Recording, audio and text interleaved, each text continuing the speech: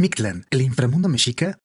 Estás en un error y aquí te vamos a decir por qué. Primero hay que marcar la diferencia en cómo Europa y nuestro continente definieron el mundo de los muertos. Para otras culturas, la palabra inframundo refería directamente a un espacio donde las almas o espíritus eran de alguna manera castigados por los actos cometidos durante su vida. Para los griegos, este era el Tártaro, y para los romanos, quienes tuvieron la inspiración de los griegos, era el Averno. Ambos compartían la misma cosmología, y de ahí nace la palabra infernum, que posteriormente la religión judio-cristiana católica toma como su principal base para el infierno. Sin embargo, nosotros éramos diferentes.